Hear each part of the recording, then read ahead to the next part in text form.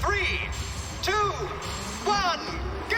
Hello Nidorinas and Nidorinos, it is KingNido here and welcome to New Morval City where the Dark type Devils are hosting the Lumiose Lightning and the Electric types are going to be starting out with Rotom, who's been on a fantastic roll, and Luxray. It is Weavile and Umbreon starting out for the New Morval Devils as that Synthesis fails from Weavile and the Slack Off fails from Rotom. That is not the start either side wants, but Luxray is going to go for the super effective Arm Thrust onto Umbreon, and this multi-hit move, if it connects 5 times, it'll do massive damage to the evolution, and it gets 4, and it will be a 5-time connection onto Umbreon with that super effective move. Fantastic play there by Luxray. Umbreon with the scary face is going to look to lower the speed here of Rotom, who is in its Mo form today. Weavile with the Grass Pledge onto Luxray here. Gets a good hit as Luxray responds with the Howl, trying to boost the attack stat of its side. The Lumiose Lightning desperately trying to keep their season alive as they've lost their last 3 games. They are in 15th place, but they're still in with the chances. Umbreon with the Drill Peck won't be very effective there. Onto Luxray, Rotom going with the Leer. This is going to lower the defenses of Umbreon, heavily defensive Pokemon, and Weavile, who is more of a glass cannon. Weavile, though, with the entrainment on the Luxray here, looking to change its ability as the New Morval Devils are trying to secure themselves a place in the Masters 8 as we get closer to the Grand Trials. And there's the Grass Knot from Luxray onto Weavile, doing very little damage. Umbreon setting up the Grudge, trying to bear a grudge against the opposing side as the Dream Eater won't affect Weavile from Rotom. Weavile, though, with the Flare Blitz, and it will go for Rotom, and that is a fantastic connection. It's super effective move, taking Rotom Mo out of this matchup. Gets huge recoil damage, but it was worth it for Weavile. It's Luxray with the triple axle, connects on the first one, connects on the second one, but will not get the third on that not very effective move. Umbreon with the mean look now on the Luxray. But as I said, New Morval Devils trying to secure their place. They're currently in 7th as Vikavolt comes out for the Lumiose Lightning, and it's a safeguard being set up for the New Morval Devils. The Aurora Veil failing from Luxray, and Umbreon with the Scorching Sands won't affect Vikavolt due to its Levitate ability. And Levitate with the Psychic won't affect the Dark types. Weavile, though, with the Icicle Spear going for a multi-hit move of its own, gets a good hit on that first one. The second one just as good, but it only connects twice with that. The Stored Power won't affect Weavile, allowing Umbreon to go for the Yawn. This is going to make Vikavolt drowsy, looking to put it to sleep in the coming turns, but Vikavolt first is going to go for the Quiver Dance instead of going on the offensive.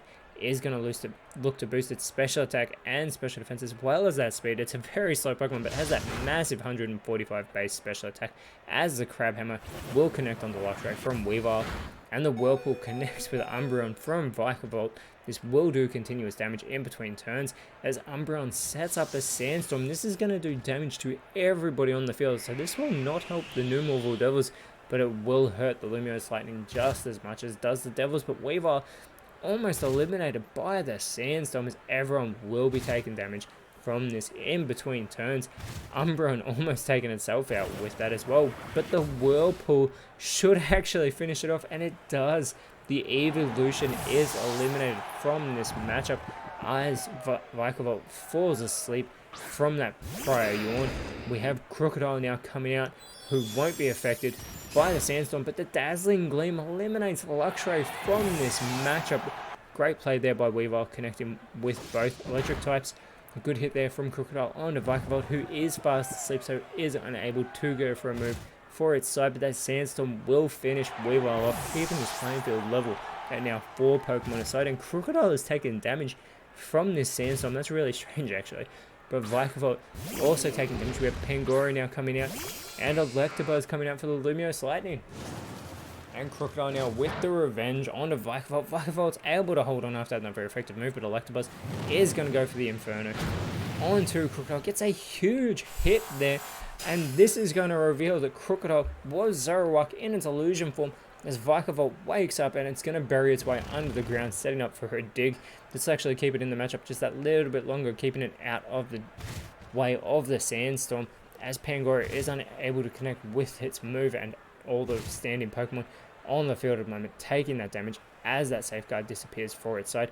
And Zoroark with the Heat Wave. Vikavolt will avoid this, but it connects with Electabuzz for a good hit. Electabuzz responds with the takedown onto Zoroark, and Zoroark is eliminated from this matchup. Electabuzz is going to get some recoil damage from that move, as Vikavolt will finish off its dig, connecting with Pangoro here.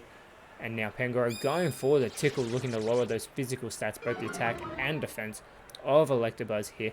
It will be successful. Electabuzz is more of a special attacker though, as it takes damage from the Sandstorm, and the Sandstorm will finish Vikavolt off as well. And yet again, the playing field stays level. We are now at 3 apiece for both these sides.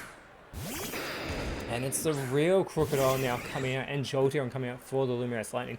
Jolteon with the withdraw, immediately going to boost its defenses. This is such a quick poke, 130 base speed. Electabuzz with the Octazooka onto Crocodile. Fantastic, super effective hit there, as Crocodile is going to go for a super effective move of its own. Going with the Bulldoze, hits everyone, even lowers Pangoro's speed, but eliminates Electabuzz from this matchup. Does huge damage to Jolteon as well, who also has its speed stat lowered.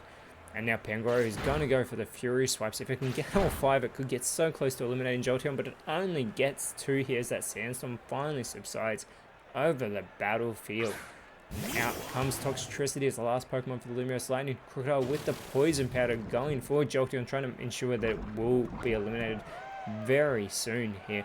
As now Jolteon going for the Curse, but Crocodile is now quicker than Jolteon. That is fantastic to see for the new Morphle Devils. Jolteon speed will be lowered after that Curse, but its attack and defense will be boosted. Toxtricity setting up a sticky web. Whoever comes out last for the new Morphle Devils, if they land in that, their speed stat will be instantly lowered. Pangoro with the Reflect type is going to copy that Poison Electric typing that Toxtricity has.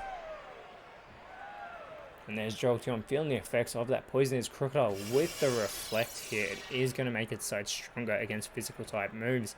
Toxtricity though with the Bolt Strike, it will be a stab type move, and it does connect with Pangoro, who is able to hold on from that not very effective attack. Jolteon now with the Amnesia continuing to alter its stats. It needs to keep on the offensive because that poisoning is chipping away at it ever so slowly. Pangoro now setting up for a Meteor Beam. It is going to boost its special attack in this turn. It's more of a physical attacker, but still with that boost it could get an elimination in the next turn, as Jolteon getting more chip damage here from that poisoning. Crocodile now with the Sacred Sword, instead of finishing off Jolteon, goes for Toxtricity. Not very effective there.